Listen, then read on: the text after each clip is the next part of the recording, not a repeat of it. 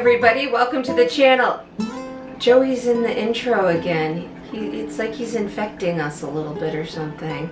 No, he's here for a very specific reason. He's here because my Spanish is terrible.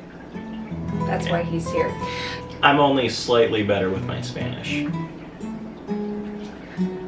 Alright, anyway, so today we are making pozole, which his mom taught me to make the first time I met her, and we just talked to her and was very, very excited that we were making it again.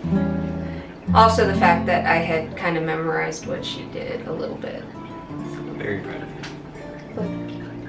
Alright, so really quick, Joey's going to go over the names of the peppers that we used, and then we're going to get started. Alright, so we typically do 5 different peppers. The easy ones, you have ancho, and then you have New Mexico, then you have pasilla, then you have guajillo, and then there's one more, I'm forgetting one. This one I can do, California. Oh yeah. We're going to get this started, and then afterward we're going to do our normal Joey taste test, and we're at the table, so because it's dinner time. Spoiler alerts, it's fantastic. Alright, let's get started. So, Joey's mom usually uses New Mexico chilies, but we weren't using the New Mexico ones. We have the California, the pasilla, the ancho, and the Guajillo. But usually where you buy these peppers, they will say on the back what level of heat they are. All of these, if you were to categorize these chilies that we're using from 1 to 5, none of them rank higher than 2.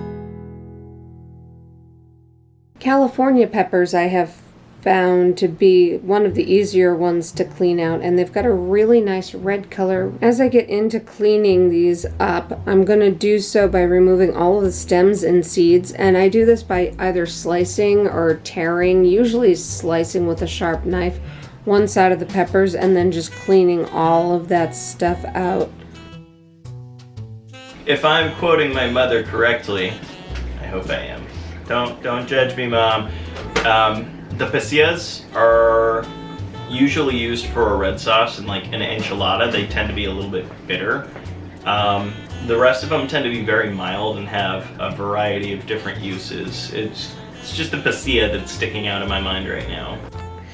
As I have moved on to the next type of pepper, I've put on gloves, as I should have done in the beginning.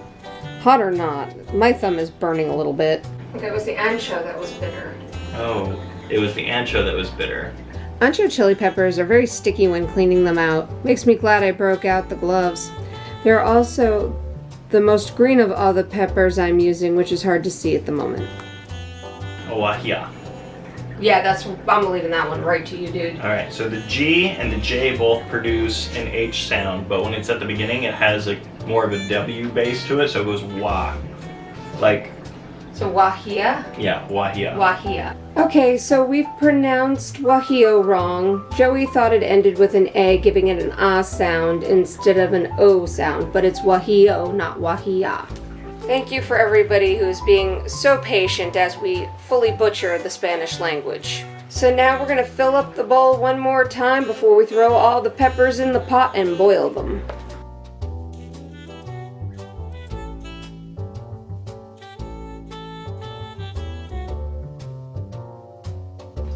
So hard to see in this kettle because the peppers are so dark, and we're going to cover them in water.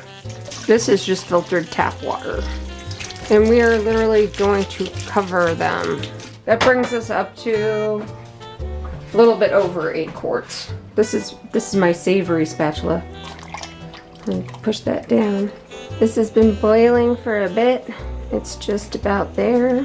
So we're going to let it cool a little bit, and then we're going to run it through the blender. Not our normal setup, but this is kind of the process. We're going to spoon peppers and broth and 1 garlic clove every time we do this, and then we're going to, like we do with tomato soup, strain it into the pot. Alright, real quick, because there are no real measurements, what you need to know is garlic cloves. You want about 1 garlic clove per ounce of peppers.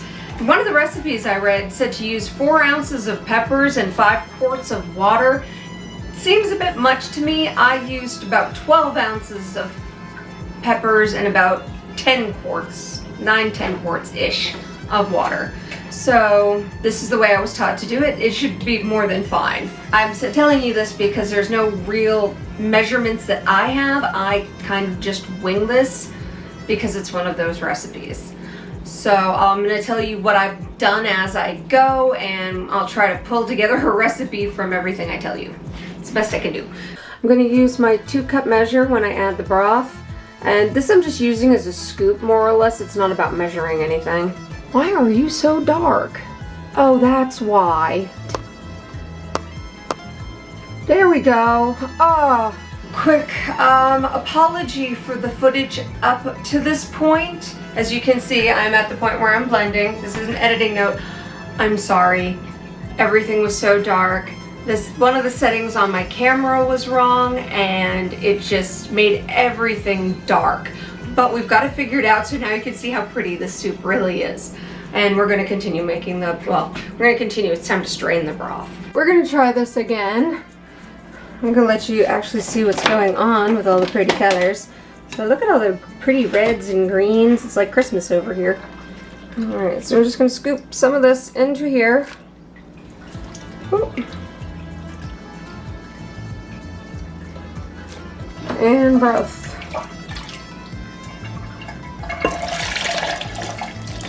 And garlic clove.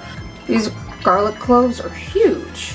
The directions I were given is every time you run the blender you throw one in. So we're going to follow that.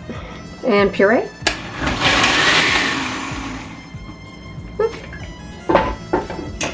That's the big one. Alright, now I'm going to pour this through. And just like we did with the tomato soup, stir all the lumps out and press all the stuff through. This is just to keep the majority of the pepper peel out. Oh, there you go. Look at how pretty that is. So we're just going to keep repeating this pattern until everything is pureed and strained. And when the pot is full, we'll be back. So we now have made a huge mess. The broth is done, it is pureed, it is strained. Now we're going to store it in the freezer. I'm going to pretty much split this into about thirds. What I end up doing is I will fill a gallon bag, lay it flat, let it freeze, and then once it's frozen I can stand it up straight and it doesn't take up much room in my freezer, which is really nice. So that's what I'm going to do with 2/3 of it, and the last third I'm going to hold over to make our soup with. So I'm going to clean up this mess, store the broth, and tomorrow we will make the soup. But that will be in like 2 seconds for you. Okay, now we're going to use the pepper broth that we made yesterday, and we're going to make our pozole. To do this, we need to make a pork broth where I got 2 tenderloins here that I'm going to chop up, and we'll start there. An onion, cut our garlic, bay leaves, better than bullion, salt, cumin, oregano, hominy. I'm not giving you any measurements because it's a soup and things can be adjusted as you go. A couple of different options. You can change things up if you want. You can add some chili powder. You can add a little bit of cayenne if you want it hotter. And another variation is to throw in a can of tomato sauce or chopped tomatoes. That's another thing you can do. But we're going to get started with the ingredients we have here. We're going to start by chopping our onion. Ew, not that onion. It's rotting. Alright, let's try this again. I'm going to peel and chop my onion into large chunks, which I'm going to throw into the food processor and finish off camera. Next, I'm going to cut my pork down to approximately 1-inch chunks, which I'm also going to finish off camera because, I don't know if you've noticed, there's a lot of meat here. We're finally at making the soup. To start, we're going to heat some extra virgin olive oil over medium heat and add in our chopped onion and pork. We will brown the pork and onion, stirring every few minutes and keeping it covered during the in-between times. This is to keep the moisture locked in so the pork will make its own broth that will add a lot of flavor to the soup. Once that is done, we're going to pour in our broth. Next, we're going to add a few cracked bay leaves and some whole garlic bulbs. These will be removed before serving. Then I start with a teaspoon of cumin and a heavy teaspoon of oregano. Finally, we're going to add approximately 2 teaspoons of our Better Than bullion. None of these measurements mean anything, and all will be adjusted and probably added to quite a bit before we're done. Okie dokie, so we are starting to have it boil, and this is the point where you adjust your spices as needed. This needs salt. Now, you can add actual salt, or you can add more bullion. I'm gonna do both. So everything here is to taste, which is why I haven't given you really any measurements. I can tell you I put about a teaspoon of cumin in, probably about 1.5 teaspoons to 2 teaspoons of oregano. I am gonna throw in a little bit of cayenne just to give it a little bit. I want to be very careful because I don't want it too spicy. So I'm gonna throw in, it's about 1/8 teaspoon. Turn up the heat. I'm gonna sweat tonight. Yeah, that's nice. Just a touch. Now, I'm gonna actually turn up the spices on everything.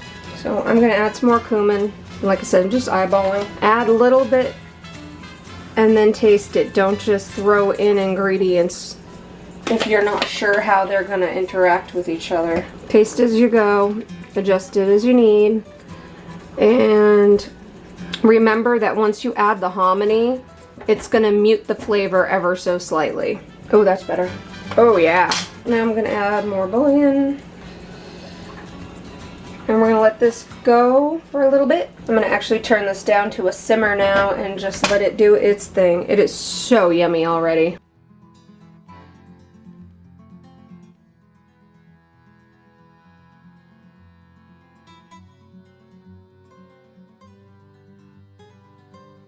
Alright, finally I got all of it out. Now it's time to put it into hominy. You're gonna wanna drain that off. Now I'm gonna put in the hominy. Soup is ready, and a little bit we'll do a serving suggestion. Time for some garnish.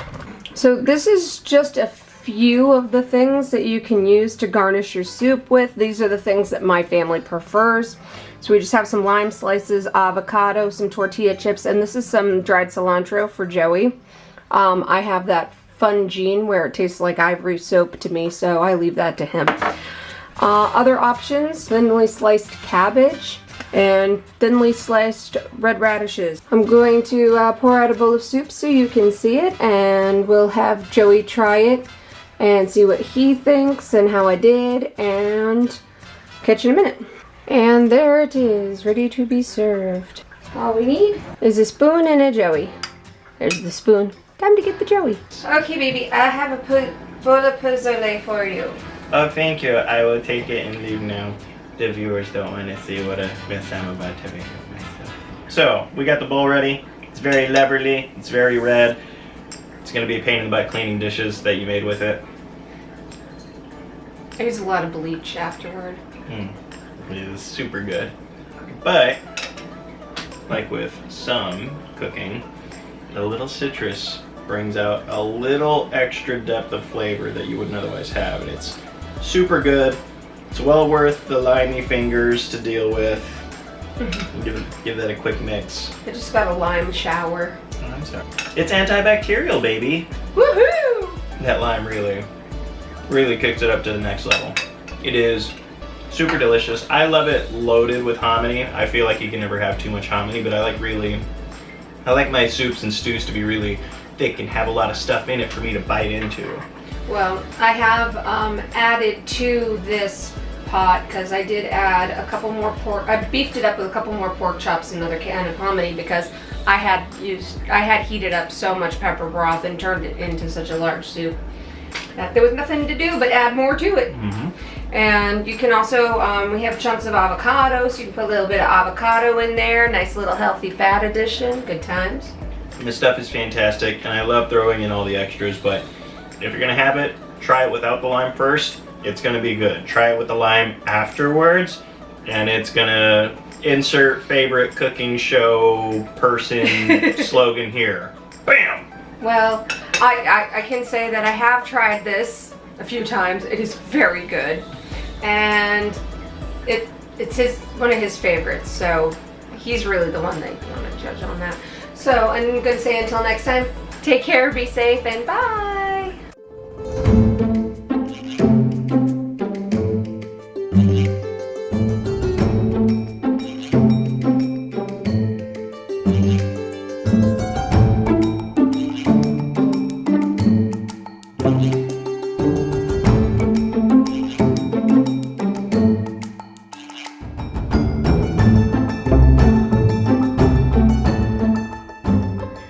Thank you for watching.